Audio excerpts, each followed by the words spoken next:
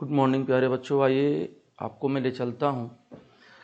Chemical bonding का एक topic है जो केमिकल बॉन्ड को स्टार्ट कराते हैं। वहाँ से जो टॉपिक है वो आयनिक बॉन्ड है। एक्चुअली आयनिक बॉन्ड का फॉर्मेशन कैसे होता है, इस टॉपिक को आपके से मैं डिस्कस करता हूँ और उसके कौन कौन से फैक्टर हैं। जो फैक्टर जो होते हैं वो आयनिक बॉन्ड बनाने के रिस्पॉन्सिबल होते हैं। अच्छा आयनिक बॉन्ड बनता है, मतलब स्ट्रॉन्गर आयनिक बॉन्ड बनेगा या वीकर आयनिक बॉन्ड बनता है, ये सारी चीज़ों को रिस्पॉन्सिबिलिटी शो करे, उसको हम कहते हैं फैक्टर। ठीक है, तो उस फैक्टर का भी हम लोग यहाँ आपसे चर्चा करेंगे। तो चलिए स्टार्ट करते हैं। हम लोग आते हैं, आपको ले चलता हूँ। सबसे पहले मैं आपको बता दूं कि आयनिक बॉन्ड का फॉर्मेशन एक्चुअली होता कहाँ पे है। ठीक है, आयनिक बॉन्ड बनते कहाँ पे हैं, किस तरीके से बनते हैं। तो सबसे पहले देखिए, आयनिक बॉन्ड बेटा जो बनता है वो आपको बता दूं कि मेटल और नॉन मेटल के बीच में बनता है। सबसे पहले आपको मैं ये बता दूं कि आयनिक बॉन्ड का जो फॉर्मेशन होता है वो कहाँ पे होता है, मेटल और नॉन मेटल के बीच में बनता है। ये आपको समझ में आ गया होगा, ये सारी बातें आपको क्लियर हो गई होंगी कि कहाँ ये फॉर्म होते हैं। ठीक है, तो देखिए ये आपको मैंने यहाँ पे समझा दिया। अब आगे ले चलता हूँ कि आखिर ये आयनिक बॉन्ड मेटल के बीच में और नॉन मेटल के बीच में कैसे बनता है। आप सब लोग जानते हो कि जो मेटल होता है वो इलेक्ट्रॉन डोनेट करता है। वो क्या करता है, इलेक्ट्रॉन को डोनेट करता है। वो हमेशा इलेक्ट्रॉन डोनर का काम करता है, इलेक्ट्रॉन डोनर का काम वो करता है आपका। और जो नॉन मेटल होता है, जो आपका नॉन मेटल होता है, वो आपका क्या करता है बेटा, वो आपका करता है इलेक्ट्रॉन एक्सेप्टर का काम करता है।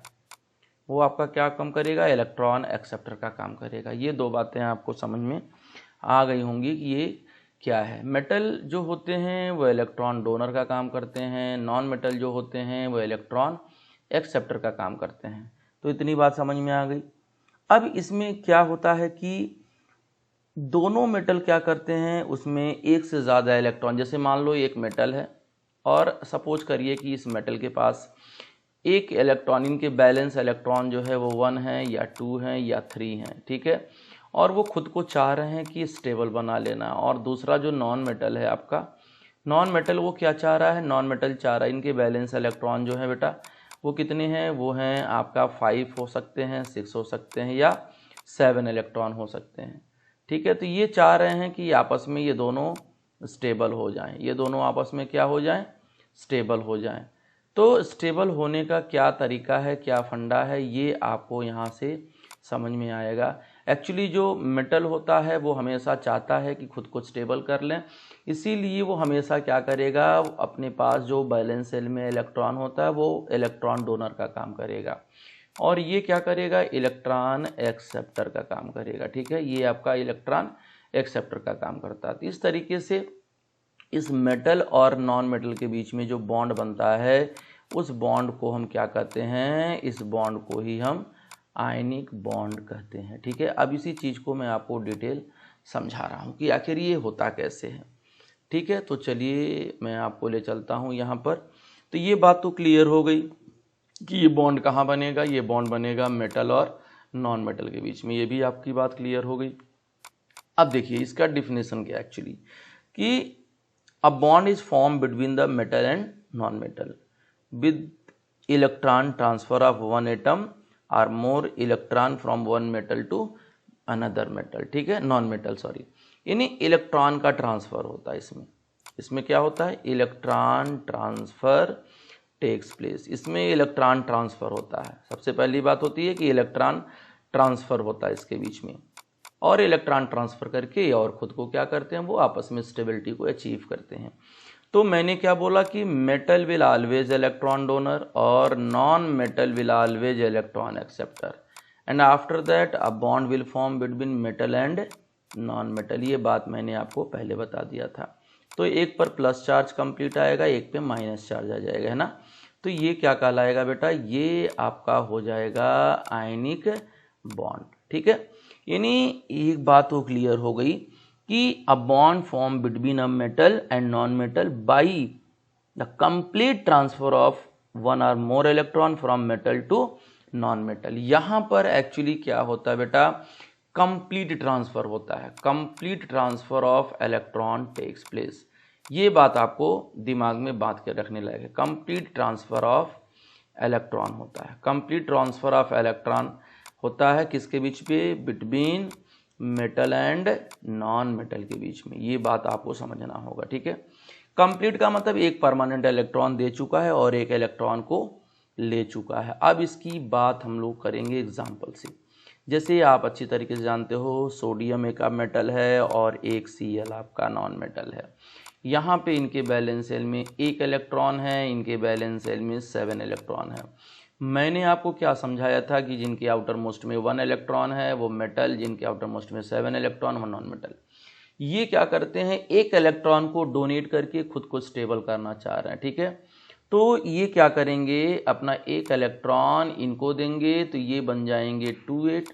फाइनली इसके ये 2-8 बन जाएंगे। चूंकि इलेक्ट्रॉन इन्होंने डोनेट करा, इसके ऊपर पॉजिटिव चार्ज आ जाता है, और जिसने गेन करा इसके ऊपर क्या आ जाएगा बेटा, वो नेगेटिव चार्ज आ जाएगा, है ना। अब एक बात देखो, इनके बीच जो है इंटर आयनिक इंटरेक्शन होता है।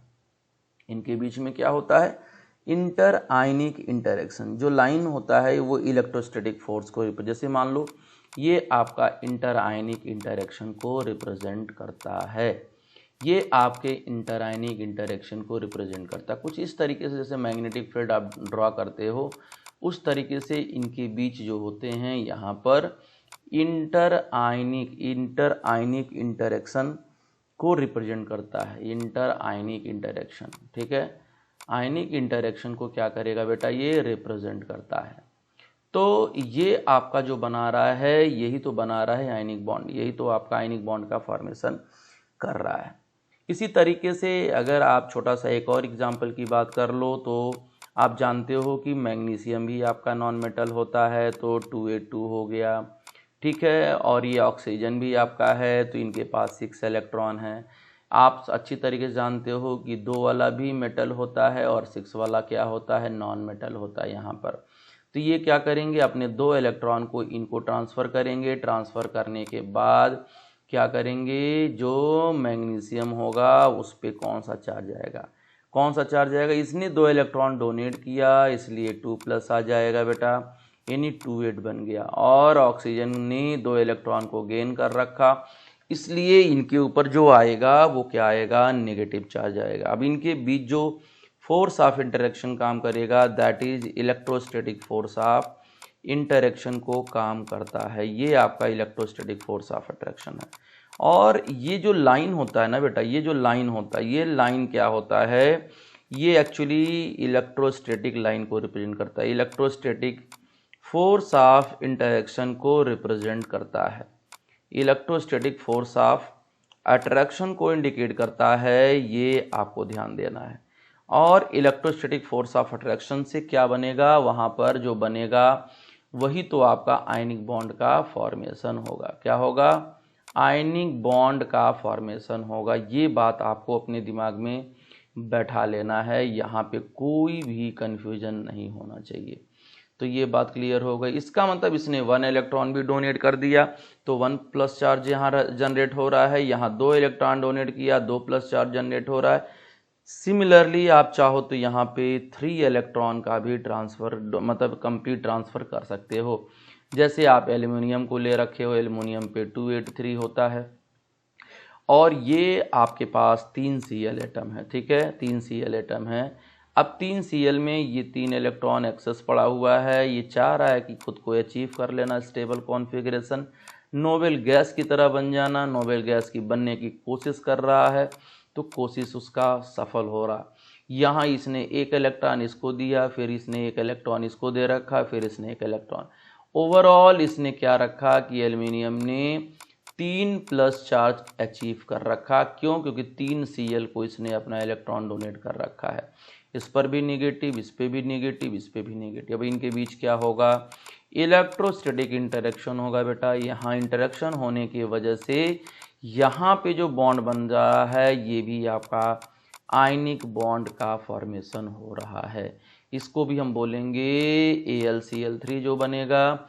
इनके बीच जो बनेगा बेटा वो भी आयनिक बॉन्ड का फॉर्मेशन हो रहा है। ठीक है, अब एक बात आपको मैं यहाँ इंपॉर्टेंट समझाने वाला हूँ कि देखो, अगर 1 मोल NaCl जितना इलेक्ट्रॉन वो ट्रांसफ़र करेगा उतना मोल की हम लोग बात करेंगे। ठीक है, मतलब ये हुआ कि अगर ये 1 मोल NaCl ने क्या करा, आप पीछे पेज पे आ सकते हो, NaCl ने 1 मोल 1 इलेक्ट्रॉन को डोनेट किया, इसका मतलब क्या होगा, Mg ने 2 इलेक्ट्रॉन डोनेट किया, इसका मतलब क्या हुआ कि यहाँ पर 1 मोल NaCl ने क्या किया, 1 मोल NaCl क्या किया, 1 मोल ऑफ NaCl कितना इलेक्ट्रॉन डोनेट कर रहा है, 1 मोल ऑफ इलेक्ट्रॉन डोनेट कर रहा है, जितना इलेक्ट्रॉन उतना मोल। और 1 मोल इलेक्ट्रॉन किसके इक्वल है बेटा, एवोगैड्रो नंबर ऑफ इलेक्ट्रॉन के इक्वल होगा। सिमिलरली 1 मोल जो होगा वो आपका MgCl2 बना यहाँ पर, तो 1 मोल MgCl2 में कितने इलेक्ट्रॉन दिया मैग्नीशियम, 2, तो 2 मोल आपका इलेक्ट्रॉन यहाँ पर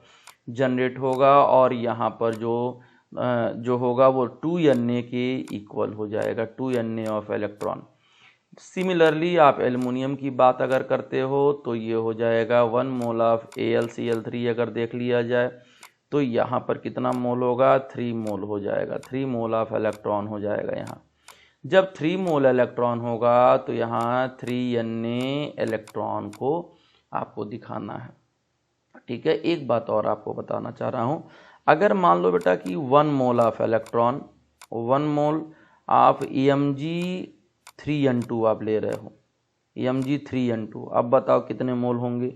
तो भाई देखो, ये मैग्नीशियम पे तो +2 चार्ज होता है, और 3 मैग्नीशियम है तो 3 2 जा 6 मोल ऑफ इलेक्ट्रॉन हो जाएगा। कितना, 6 मोल ऑफ इलेक्ट्रॉन होगा, इसका मतलब 6 एवोगैड्रो नंबर ऑफ इलेक्ट्रॉन को ये रिप्रेजेंट करेंगे। ठीक है, तो ये कहानी है। अब ये जो इलेक्ट्रोवैलेंट बॉन्ड होता है ये इलेक्ट्रोस्टैटिक फोर्स ऑफ अट्रैक्शन की वजह से ही बनता है। किसके बीच में, 2 अपोजिट चार्ज के बीच में, और नंबर ऑफ इलेक्ट्रॉन लॉस या नंबर ऑफ इलेक्ट्रॉन गेन की वजह से। ठीक है, तो चलिए हम आगे चलते हैं, आगे पेज पे आते हैं, और आगे पेज पे बात करता हूँ कि आखिर इलेक्ट्रोवैलेंट क्या होता है, इलेक्ट्रोवैलेंट बॉन्ड क्या कहलाता है। इलेक्ट्रोवैलेंट बॉन्ड आप अच्छी तरीके से समझते हो, इसी से रिलेटेड आपका है, क्या कह रहा है कि bond is simply electrostatic. Bond क्या है, यहाँ पर बॉन्ड जो होता है, बॉन्ड इज सिंपली इलेक्ट्रोस्टैटिक होता है। ठीक है, सिंपली इलेक्ट्रोस्टैटिक होता है बेटा, इलेक्ट्रोस्टैटिक होता है। अब ये इलेक्ट्रोस्टैटिक अट्रैक्शन होता है, इलेक्ट्रोस्टैटिक फोर्स ऑफ अट्रैक्शन होता है। तो इलेक्ट्रोस्टैटिक फोर्स ऑफ अट्रैक्शन कहाँ होता है, वो किसके बीच में होता है, वो 2 अपोजिट चार्ज के बीच में होता है। कहाँ होता है, 2 अपोजिट चार्ज के बीच में होता है। अब 2 अपोजिट चार्ज यहाँ क्या जनरेट हो रहा है, 2 अपोजिट चार्ज जो जनरेट हो रहा है वो आपका पॉजिटिव होगा और क्या होगा, नेगेटिव होगा। ठीक है, मतलब कि यहाँ पर इलेक्ट्रॉन लॉस का प्रोसेस होता है, और इलेक्ट्रॉन लॉस कौन करता है, मेटल करता है। ठीक है, और मेटल पे कौन सा चार्ज आएगा, मेटल पे पॉजिटिव चार्ज आएगा, कैटायन आएगा। ठीक है, यहाँ पे प्लस चार्ज में लिख देता हूँ। दूसरी बात आपका बेटा होगा कि इलेक्ट्रॉन गेन करने वाला बंदा चाहिए। इलेक्ट्रॉन गेन करने वाला कौन होता है, वो नॉन मेटल होता है। तो नॉन मेटल पे कौन सा चार्ज आ जाएगा, वो आ जाएगा निगेटिव चार्ज। ठीक है, और निगेटिव चार्ज के बीच में, यानी अगर कोई M प्लस है और कोई नॉन मेटल निगेटिव है तो इनके बीच में जो अट्रैक्शन होगा वही आपका इलेक्ट्रोस्टैटिक अट्रैक्शन कहलाता है। ठीक है, तो उसे हम क्या बोलेंगे, इलेक्ट्रोवैलेंट बोलेंगे। क्या बोलेंगे, इलेक्ट्रोवैलेंट बोलेंगे। ठीक है, अब फेवरेबल कंडीशन जो होते हैं उनकी भी बात हम लोग कर लेंगे, फेवरेबल कंडीशन बॉन्डिंग के लिए। अच्छा, सबसे पहले ये देख लिया जाए कि जो आयनिक बॉन्ड पीरियोडिक टेबल में एलिमेंट बनाते हैं वो कौन कौन से हैं जो पीरियोडिक टेबल में आयनिक बॉन्ड बनाते हैं। ठीक है, तो एक बात आप देख लीजिए, फर्स्ट A ग्रुप होते हैं, सेकेंड A ग्रुप आपका है। ठीक है, यहाँ पे आपका क्या हो जाएगा, 5th A हो जाता है मान लो, यहाँ पे आपका 6A ग्रुप है, और यहाँ पे आपका 7th है। ठीक है, ये आपको मैं बताता हूँ।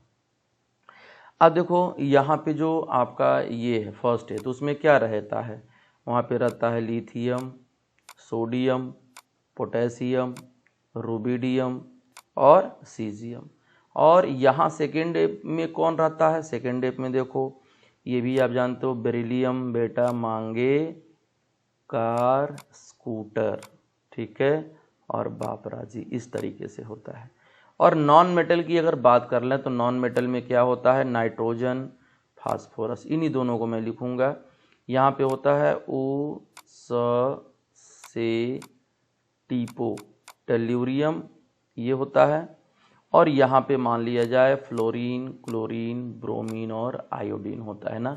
और यहाँ पे जो नोबेल गैस होता है वो आयनिक बॉन्ड कभी वो ऑलरेडी स्टेबल होते हैं, इसलिए वो आयनिक बॉन्ड नहीं बना सकते, ठीक है। अब ध्यान से देखना होगा, यहीं पे समझना होगा।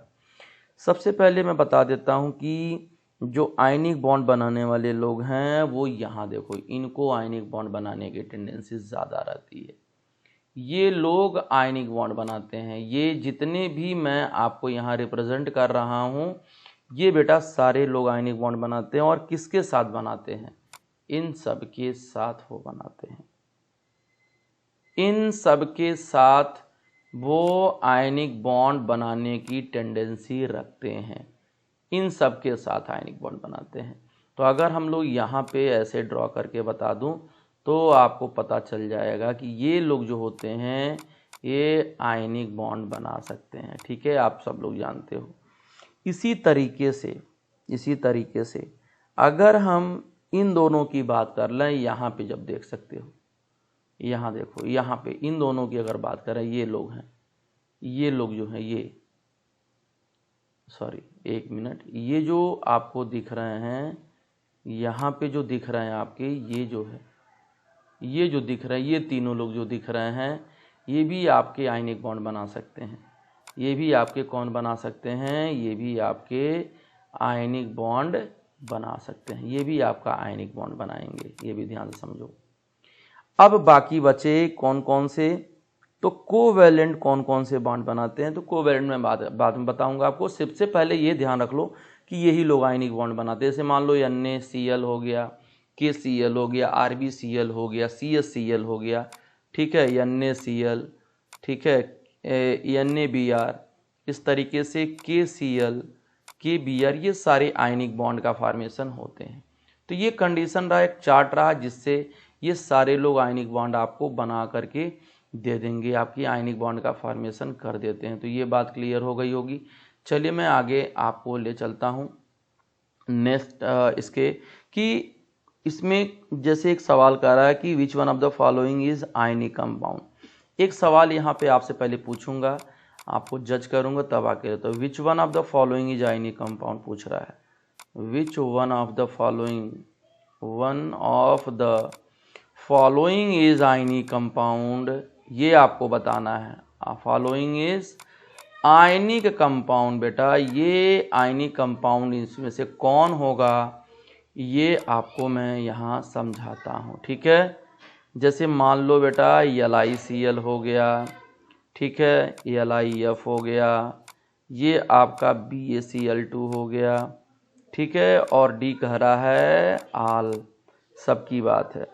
तो देखो ये वाला जो होगा, ये जो होगा वो आपका LiF जो होता है ये आयनिक कंपाउंड होता है। ये क्या होता है, आयनिक कंपाउंड होता है। बाकी आपके कोवैलेंट होंगे, वो बताऊंगा कि कोवैलेंट क्या होता है। अब इसमें आपको कुछ फैक्टर है जो फैक्टर रिस्पॉन्सिबल होता है, तो वो देख लिया जाए। तो फेवरेबल कंडीशन क्या होता है, favourable condition for ionic bonding, ध्यान दीजिए, फेवरेबल कंडीशन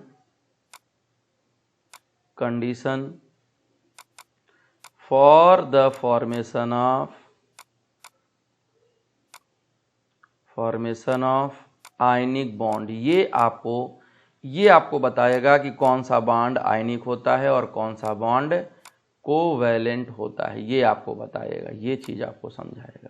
तो सबसे पहले हम बात कर लेते हैं यहाँ पर, और वो होता है जैसे मान लीजिए मुझे M पे प्लस और X पे माइनस यही बनाना है।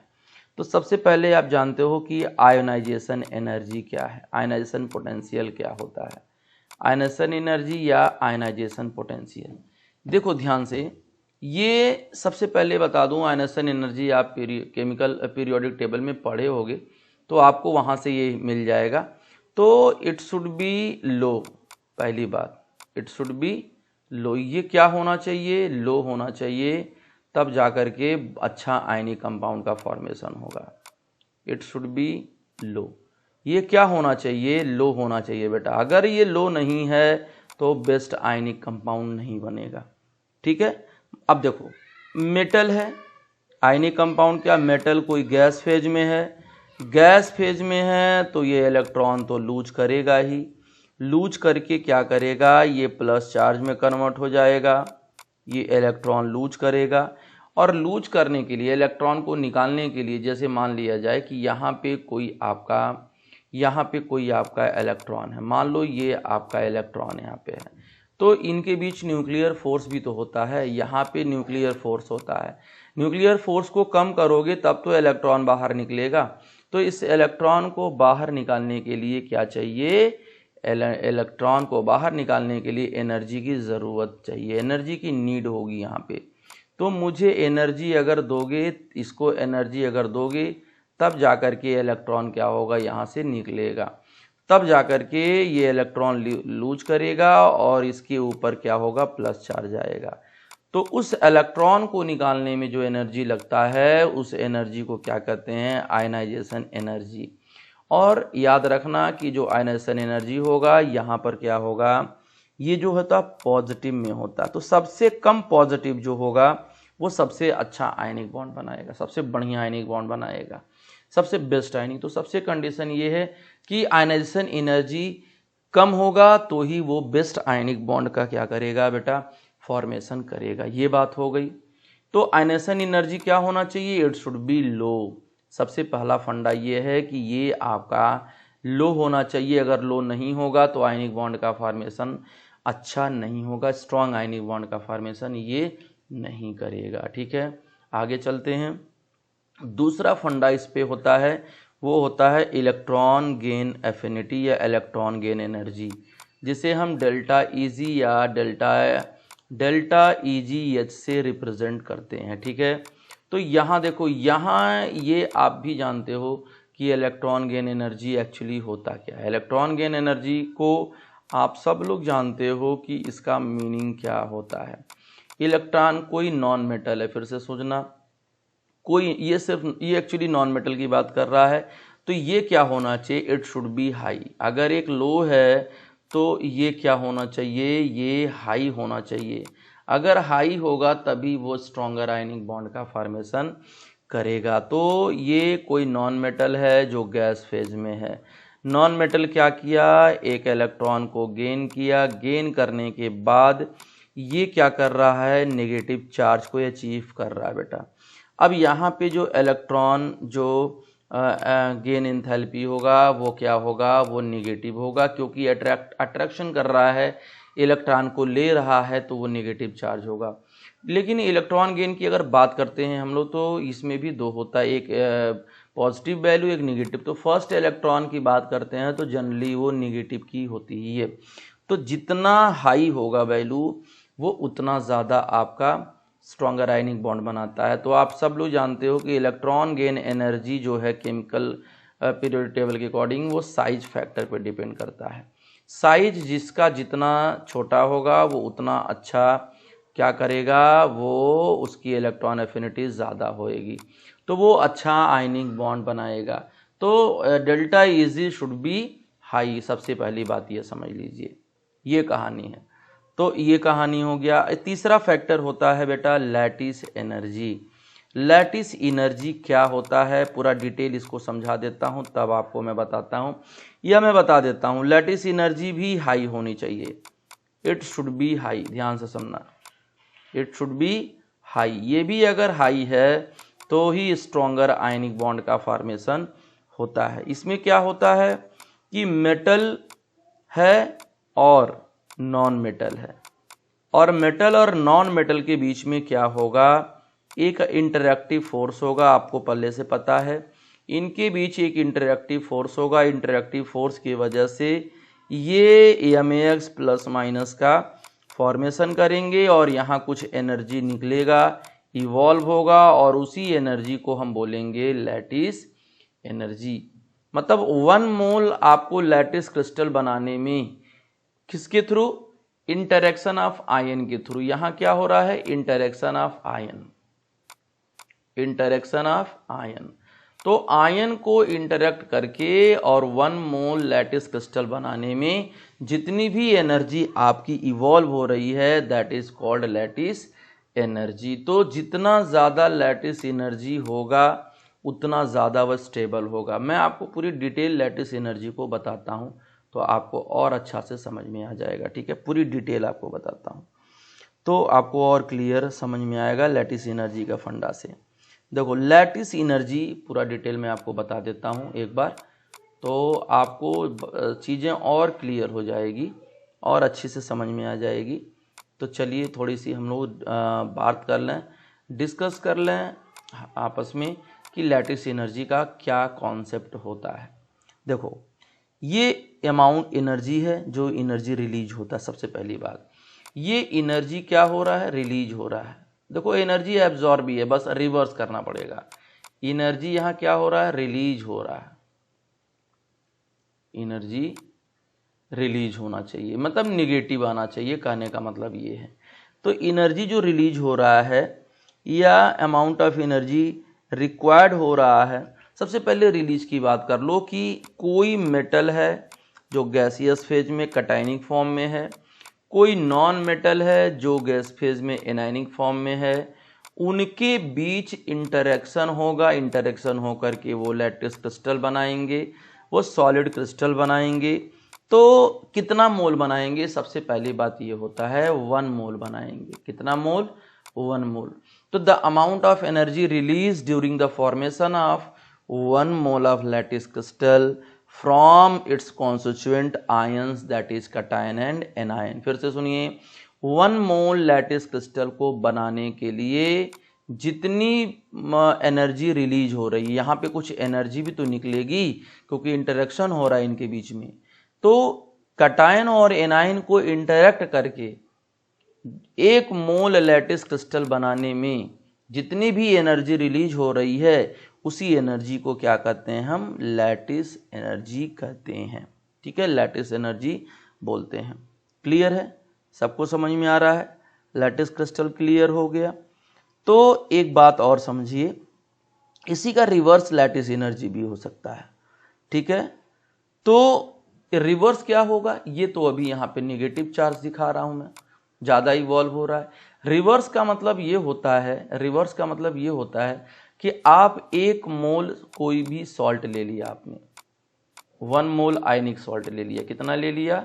1 मोल। 1 मोल आयनिक सॉल्ट के कॉन्स्टिट्यूएंट को सेपरेट करने के लिए, कितने कॉन्स्टिट्यूएंट को सेपरेट करने के लिए जितनी भी एनर्जी यहाँ पर लगेगी, जितनी भी एनर्जी यहाँ पर इवॉल्व होगी, उस एनर्जी को ही कहते हैं लैटिस एनर्जी। मतलब कि लैटिस एनर्जी यहाँ पर अब प्लस हो जाएगा। Is it clear? यहाँ पे लैटिस एनर्जी आपका प्लस हो जाएगा। तो सब बातें, जैसे यहाँ पे आप फॉर्म कर रहे हो और यहाँ पे आप ब्रेक कर रहे हो, क्रिस्टल के आयंस को अलग कर रहे हो। यहाँ पे क्रिस्टल के आयंस को अलग करोगे तो एनर्जी लगेगी और यहाँ रिवॉल्व करेगी, क्योंकि यहाँ आप नया क्रिस्टल का फॉर्मेशन कर रहे हो, है ना। तो देखो इससे थोड़ी सी आपको नई चीज़ मिल जाएगा। जैसे मान लो आप एक एग्जांपल बता दें तो हो सकता है आपको और अच्छे से क्लियर हो जाए। 1 मोल आप NaCl बनाना चाह रहे हो। क्या बनाना चाह रहे हो? 1 मोल ऑफ NaCl बनाना चाह रहे हो। तो ध्यान दो, इसके कॉन्स्टिट्यूएंट क्या है? 1 मोल NaCl बनाने के लिए आपको Na प्लस चाहिए गैस फेज में और Cl माइनस भी गैस फेज में चाहिए। तो यहाँ पे जो एनर्जी इवॉल्व होगी उस एनर्जी को हम लैटिस एनर्जी कहते हैं, और ये जो लैटिस एनर्जी होगी वो नेगेटिव में होगी। तो जो भी जितना ज़्यादा एनर्जी इवॉल्व होता है उतना ज़्यादा स्टेबल वो क्या बनाता है? आयनिक क्रिस्टल का फॉर्मेशन करता है, स्टेबल कंपाउंड बनाता है। आपको यहाँ से कुछ और अच्छे तरीके से बातें समझ में आ जाएंगी कि लैटिस एनर्जी जो होती है वो स्टेबिलिटी को बताती है। Lattice energy is directly proportional to stability of compound. कौन से compound? Ionic compound. Ionic compound की स्टेबिलिटी को बढ़ाती है। इतना ही नहीं, और भी बात आपको बताता हूँ। ये बताता है ओवरऑल फोर्स ऑफ अट्रैक्शन को बताता है। फोर्स ऑफ अट्रैक्शन को बताता है किसके बीच में? बिटवीन आयन के बीच में, आयंस के बीच में बताता है। तीसरी बात, जितना ज़्यादा वो लैटिस एनर्जी होगी उसकी, उतना ही वो सब्सटेंस क्या होगा? हार्डनेस होगा उसके अंदर, उतना ही हार्ड मटेरियल होगा, उतना ही हार्ड सॉलिड सब्सटेंस का फॉर्मेशन होगा। बेटा अगर सब्सटेंस हार्ड होगा तो आप सब लोग जानते हो कि उसकी हार्डनेस अगर ज़्यादा है तो उसको मेल्ट करने के लिए या बॉयल करने के लिए भी टेम्परेचर ज़्यादा देना पड़ेगा।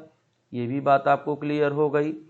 अब अगर कोई हार्डनेस ज़्यादा है, कोई सब्सटेंस बहुत ज़्यादा हार्ड है, तो वो इजीली वेपर का फॉर्मेशन नहीं करेगा। मतलब कि वहाँ पे जो वोलेटिलिटी होती है वो कम हो जाएगी बेटा, वोलेटिलिटी कम हो जाएगी, यानी वो इजीली वेपर का फॉर्मेशन नहीं कर पाएगा। ठीक है।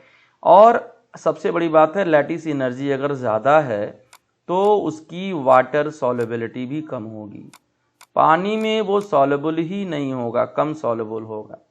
ठीक है, तो इतना फंडा आपको ध्यान देना होगा। अच्छा, लैटिस एनर्जी अगर कम है तो पानी में वो लेस सॉल्युबल हो रहा है, तो इसको कैसे समझेंगे? एक कॉन्सेप्ट होता है हाइड्रेशन एनर्जी। तो हाइड्रेशन एनर्जी और लैटिस एनर्जी को देखा जाता है। अगर हाइड्रेशन एनर्जी आपका ज़्यादा है लैटिस एनर्जी से, तो वो सब्सटेंस वाटर सॉल्युबल होगा। वो सब्सटेंस क्या होगा? वाटर सॉल्युबल होगा। और अगर हाइड्रेशन एनर्जी कम है और लैटिस एनर्जी ज़्यादा है तो वो सब्सटेंस वाटर इनसॉल्युबल होता है, वाटर इनसॉल्युबल होता है। ठीक है, ये आपको याद रखना। हाइड्रेशन एनर्जी आपको पीरियोडिक टेबल में बता दिया जाता है, ये ध्यान देना। एक छोटा सा बस हल्का सा मैं बता दे रहा हूँ हाइड्रेशन एनर्जी क्या होता है, तो आपको यहाँ से कोई दिक्कत नहीं होगा। हाइड्रेशन एनर्जी जो होता है बेटा, ये भी एक अमाउंट ऑफ एनर्जी ही होता है। एक्चुअली हाइड्रेशन मतलब वाटर।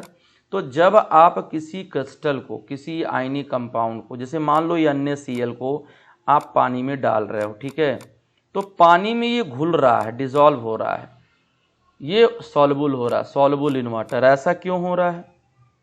सॉल्युबल इन वाटर क्यों हो रहा है? कुछ तो दिमाग लगाओगे। तो कैसे हो रहा है ये बात बताता हूँ। देखो एक्चुअली होता क्या है कि ये जो आयंस हैं, कटायन और एनायन, मैं आगे पेज पे ले चलता हूँ आपको। जैसे मान लो ये कटायन है, ये प्लस चार्ज है और ये Cl माइनस है, तो इनको सेपरेट कौन करता है? सेपरेट करते हैं वाटर के मॉलिक्यूल ही। ये निगेटिव पार्ट होता है, ये निगेटिव पार्ट होता है। तो जितने कटायनिक वाले पोर्शन है, यानी Na+ वाला चार्ज है, वो क्या करता है? उसको कौन इंटरेक्ट करता है? Negative part of water molecule. Negative part of water molecule interact करता है। यहाँ देखो इंटरेक्शन होगा।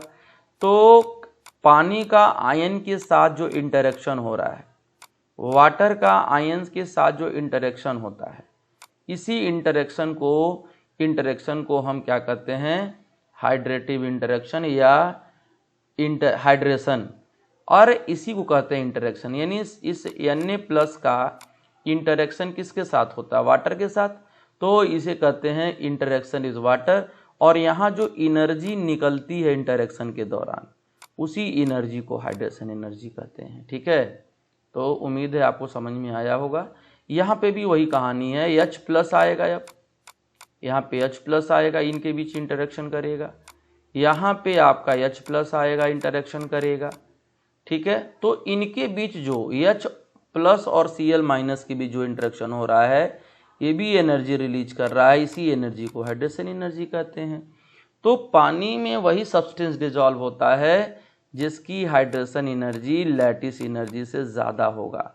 अगर ज़्यादा है तब तो वाटर सॉल्युबल होगा, अगर वो ज़्यादा नहीं है तो वाटर सॉल्युबल वो नहीं होता है। ये कहानी आपका होता है यहाँ पर, ठीक है। लैटिस एनर्जी को जज करने के लिए क्या क्या फंडा है। देखो लैटिस एनर्जी जो होता है सबसे पहले हम देखते हैं Q1 Q2 by are square, यहाँ कोई कांस्टेंट होता है। तो देखो सबसे पहले ये आर क्या है, मान लो कोई कैटायन है और कोई यहाँ पर एनायन है, तो इनके बीच का जो डिस्टेंस होता है वो आर होता है। इस पे जो प्लस चार्ज Q प्लस होता है और यहाँ Q माइनस होता है। तो अगर किसी में लैटिस एनर्जी को जज करना है तो सबसे पहले हम Q1 Q2 का फंडा देखते हैं। पहले यहाँ पे Q1 Q2 देखना सबसे पहले, उसके बाद लैटिस एनर्जी में हम R को देखते हैं। जब ये फंडा काम नहीं करता है, lattice energy directly proportional to Q1 Q2, तब आपको सेकेंड स्टेप में हमको ये वाला फंडा देखने को मिलता है। जैसे एक एग्जांपल आपको यहाँ समझा दूँ तो हो सकता है कि और अच्छे से क्लियर हो जाए। यहाँ कह रहा है कि आपके पास NaCl है, यहाँ पे कह रहा आपके पास MgCl2 है, यहाँ कह रहा आपके पास MgO है, यहाँ कह रहा आपके पास Al2O3 है। बोल रहा किसकी लैटिस एनर्जी ज़्यादा होगी। तो यहाँ पे देखो चार्ज फैक्टर हम यहाँ पे लगाएंगे, यहाँ पे चार्ज फैक्टर पे बात करेंगे, चार्ज फैक्टर से आपकी प्रॉब्लम को सॉल्व करेंगे। देखो ये +1 है, ये -1 है, ये +2 है, ये -1 है, ये +2 है, ये -2 है, ये +3 है, ये -2 है। अगर हम लोग Q1 Q2 की बात करते हैं यहाँ पर तो क्या हो जाएगा, ये 1 × 1 हो जाएगा, ये 2 × 1 हो जाएगा, ये 2 × 2 हो जाएगा, ये आपका हो जाएगा 3 × 2। तो आप देख रहे हो कि सबसे ज़्यादा जो चार्ज की मैग्नीट्यूड आ रहा है वो सबसे ज़्यादा आ रहा है इसमें, तो इसका लैटिस एनर्जी सबसे ज़्यादा होगा, ठीक है। इसका लैटिस एनर्जी सबसे ज़्यादा होगा, ये बात आपको समझना होगा, ठीक। अब इसके उल्टा दूसरे एग्जाम्पल पे चलते हैं। दूसरे एग्जाम्पल पे हम बात करते हैं। आपसे कोई पूछ दिया, आप ये बताओ कि lithium fluoride, sodium fluoride, potassium fluoride, rubidium fluoride और सीजियम फ्लोराइड। अब यहाँ पे देखो एनायन आपका सेम है। जब एनायन आपका सेम होगा तो यहाँ पे हम size factor, radius distance factor देखेंगे।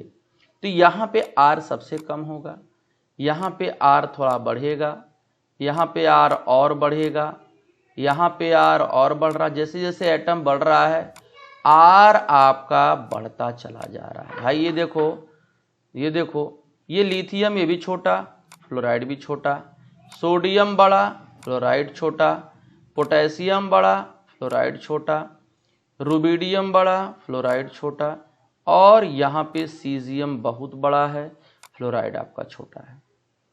तो R जिसका कम होगा उसकी लैटिस एनर्जी ज़्यादा होगी। यही बात हम लोगों ने प्रीवियस वाले में पढ़े हैं। देखो यहाँ पर जिसका R सबसे छोटा होगा, R छोटा होगा, लैटिस एनर्जी ज़्यादा, तो हम लोग उसी पे आते हैं। इसका मतलब कि इसका सबसे ज़्यादा होगा, इससे, इसका इससे, इसका इससे। भाई देखो फ्लोरीड तो सबसे छोटा है, ठीक है। तो यहाँ साइज फैक्टर ये भी छोटा है, ये भी छोटा है, ये थोड़ा बड़ा हो गया, ये थोड़ा वो तो साइज फिक्स है। ये आयन आपका देखो ये भी और बड़ा हो रहा है, तो ये छोटा है। तो R धीरे धीरे बढ़ता चला जा रहा है। R बढ़ेगा तो लैटिस एनर्जी घटेगा। कहने का मतलब R अगर कम है तो लैटिस एनर्जी ज़्यादा हो जाएगा। तो ये कहानी रहा आपका पूरी की पूरी लैटिस एनर्जी से रिलेटेड। तो आपको यहाँ तक उम्मीद है समझ में आया होगा, ये पूरा आपको कॉन्सेप्ट क्लियर समझ में आया होगा। तो यहाँ तक आपका एक फंडा मैंने आपको बता दिया, फैक्टर बता दिया मैंने आपको आयनिक बॉन्ड कैसे बनता है ये मैंने बता दिया। अब इसमें आपको कोई भी दिक्कत होता है, कोई भी प्रॉब्लम होता है तो आप मैसेज बॉक्स को यूज करिए, कमेंट बॉक्स को यूज करिए। हाँ, अगर लेक्चर आपको अच्छा लग रहा है, लेक्चर समझ में आ रहा है तो आप लाइक शेयर सब्सक्राइब करिए। नहीं अच्छा लग रहा है तो कोई दिक्कत नहीं है, बस आप अगर लेक्चर में दम है, लेक्चर में कुछ आपसे बेनिफिट आपको मिल रहा है इस लेक्चर से, तो आप लेक्चर को प्रमोट जरूर करिए, ठीक है। और इसके बाद लास्ट में, सबसे लास्ट में आपको मैं बोलना चाह रहा हूँ कि खूब बड़ा सा थैंक यू। ठीक है, आपने लेक्चर को देखा, आपने लेक्चर को कंसीडर किया, अगर लेक्चर में समय दिया तो उसके लिए आपको ढेर सारा थैंक यू। तो चलिए मैं यहीं पे अब लेक्चर को बंद करता हूँ, लेक्चर को एंड करता हूँ। अगले लेक्चर में हम लोग मिलेंगे इसके कुछ एप्लीकेशन में, इसकी फिजिकल प्रॉपर्टी में और फिर कोवैलेंट कंपाउंड में। नमस्कार।